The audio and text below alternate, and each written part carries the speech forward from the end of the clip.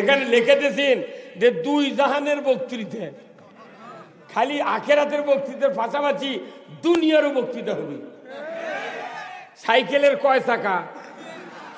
পৃথিবীর মুমিনের জীবনের দুই চাকা, একটা দুনিয়ার চাকা, একটা আখেরাতের চাকা। তুই দুনিয়ার চাকার পাম্প ছেড়ে দিয়ে আখেরাতের চাকাইলে ঘুরবু, তুই জান্নাত তো দূরের কথা চোখর চোখত পড়বে না।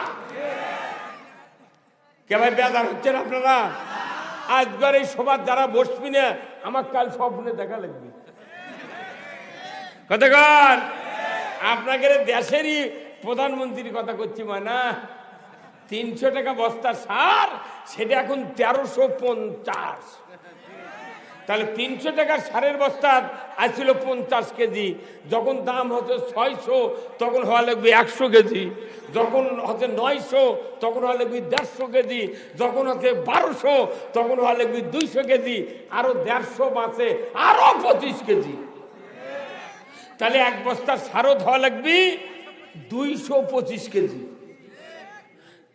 সারত ওই বস্তাতে 225 কেজি আছে, আরে ওই 50 কেজি আছে। তারই মধ্যে আমার 4-5 খান্তি কানা। আপনি লিবারটা করছেন, ভাই একটা ভালো বস্তা দাও, যেটাই উল্টায় সেটাই কানা। তে ভাই এগুলো কিসের দাগ? করছে ওগুলো হুকের দাগ। ওগুলো হুকের দাগ, বদনার লল ঢুকে দেয়, সার বাইর করে নিতে হয় না। এই কথা কোন টাকা?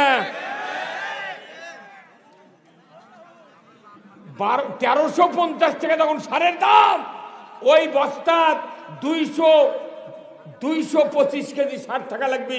তাহলে এই বস্তা হবে না, মুড়ির বস্তার সার তোলা লাগবে।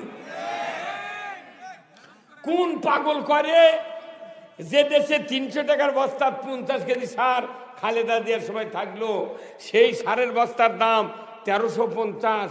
তাহলে আপনি কত 1050 টাকা কি এক বস্তা সারত অতিরিক্ত খরচ করার পর ওই 50 কেজি বানান পড়েছে দাম।